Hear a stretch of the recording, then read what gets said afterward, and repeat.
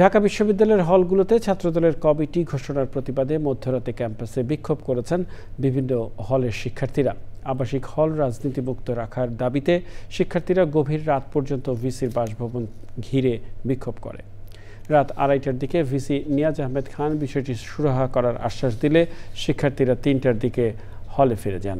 পরাগাজীবের report. Bundle থাকলে প্রতি সেনমানিতে টাকা বাঁচবে। বিকাশ সেনমানি বান্ডেল কিনে জিতুন প্রতি লেনদেনে। ঢাকা বিশ্ববিদ্যালয়ের 18টি হলে জাতীয়তাবাদী ছাত্রদলের নতুন আহ্বায়ক কমিটি ঘোষণা করা হয় শুক্রবার।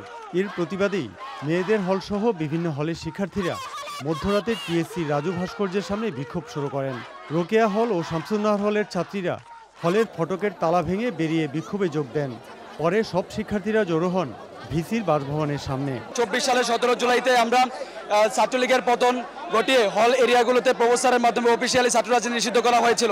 আজ 1 বছর পরে ছাত্রদল হলগুলোতে কমিটি দিয়ে সেই অঙ্গীকার ভঙ্গ করেছে এবং যারা গুপ্ত তারা তাদের যে গুপ্তভাবে তাদের কার্যক্রম পরিচালনা করছে, আমরা উভয়ের পক্ষেই নিন্দা জানাচ্ছি। হল ভিত্তিক রাজনীতি প্রচার প্রসারণা করা, হল কমিটি দেওয়া নিষিদ্ধকরণ করতে হবে। আমাদের বিশ্ববিদ্যালয়ের হলগুলোতে কোনো ছাত্র রাজনীতি চলবে না। আমরা অনুমান করছি পরবর্তীতে অন্যান্য ছাত্র সংগঠনগুলো কমিটি গঠন করবে।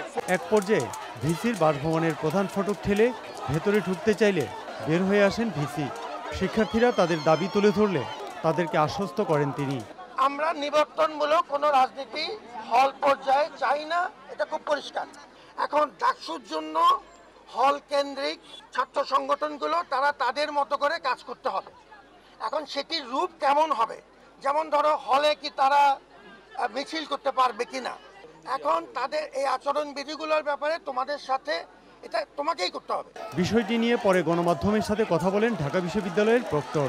কমিটি বাতিল করার এখতিয়ার যারা দিয়েছে আমরা তাদেরকে ফোর্স করতে পারবো না, কিন্তু আমাদের সিদ্ধান্ত হলো হল পর্যায়ে কোনো ছাত্র রাজনীতি চলবে না। শিক্ষার্থীরা জানান বিশ্ববিদ্যালয়ের প্রশাসন কি ব্যবস্থা নেয় সেদিকে তাকিয়ে আছেন তারা। যেহেতু আমাদের মেইন দাবিগুলো মেনে নিয়েছে, আমরা আশা রাখি যে আমাদের যে দাবিগুলো সেগুলো পূর্ণ হয়েছে।